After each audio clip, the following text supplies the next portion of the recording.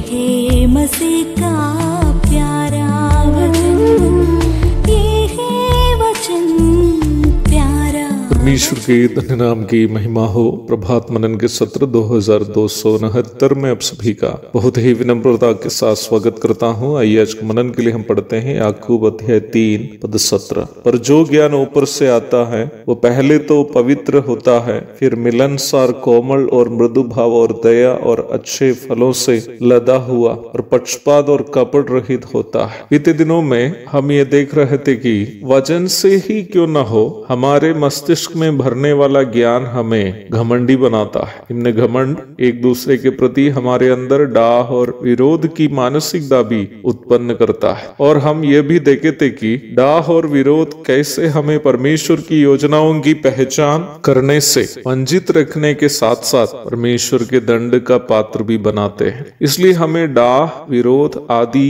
घिनौने पापों से बचे रहना अनिवार्य है। पर कैसे? 17वीं पद में निम्न समस्या के निदान स्वरूप लेखक का उत्तर है वो ज्ञान जो ऊपर से आता है। To get rid of heinous sins like jealousy and selfish ambitions, we need the wisdom that comes from above। बीच में मैं एक और बात कहना चाहता हूँ। प्रभात मनन के कुछ नियमित श्रोतागण जो पूर्वोत्तर तथा दक्षिण भारत से हैं, जिन्हें हिंदी के कठिन शब्दों को समझने में कठिनाई होती है, आग्रह किए है कि अंग्रेजी का भी इस्तेमाल अधिक हो ताकि उन्हें भी मुख्य बातें स्पष्ट रूप में समझने में परेशानी ना हो। इसलिए हिंदी भाषी भाई बहनों से मेरा निवेदन है कि बीच बीच में अंग्रेजी का उपयोग से आप नाराज ना हो जाए। 17वीं पद में सूचित किया गया वो ज्ञान क्या है जो ऊपर से आता है। इस पद को यदि आप अंग्रेजी में पढ़ेंगे तो आप देख सकते हैं कि हिंदी में उपयोग किया गया ज्ञान शब्द के लिए अंग्रेजी में विस्डम शब्द का उपयोग किया है। विस्डम को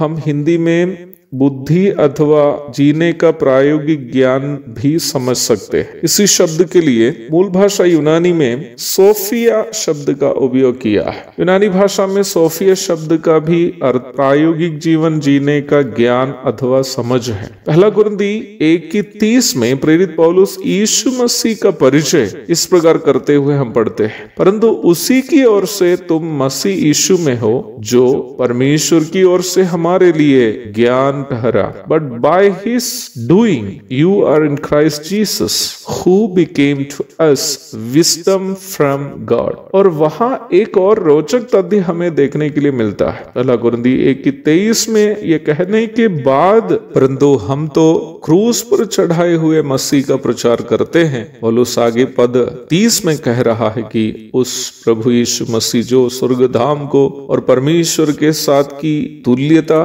एवं स्वर्ग की सारी आराधना एवं सौभाग्य न्याय त्याग कर पापी मनुष्य को आग की झील से बचाने के लिए पाप से प्रदूषित धरती पर मनुष्य रूप में आया, वही हमारा ज्ञान है। The actual meaning of what Apostle Paul says in 1 Corinthians 1:30 is Jesus Christ who left the heavenly abode, the privilege of being equal with the Father, the heavenly worship and other privileges, and came down to this world which is polluted with sin in human body to save the mankind from the hellfire is our wisdom। पौलुस के अनुसार पवित्र शास्त्र को केवल सैद्धांतिक रूप में समझना उनका ज्ञान नहीं था, बल्कि पवित्र शास्त्र से प्रायोगिक रूप में यीशु मसीह की पहचान करनी उनका ज्ञान था। According to Paul, his knowledge was not just the theological knowledge of the word of God, but practically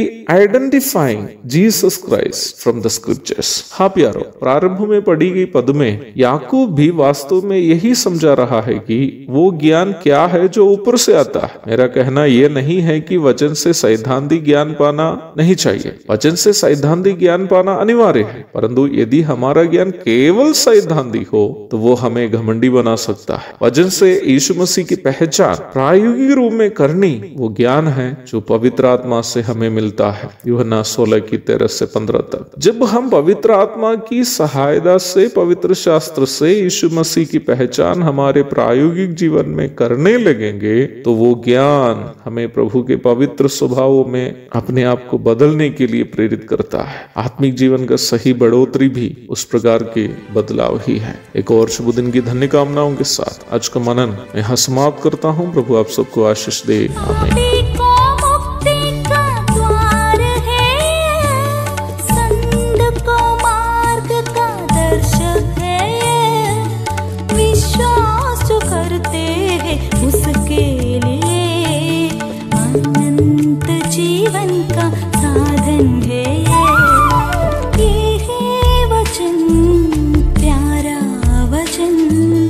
Ishu Masih का प्यारा वचन।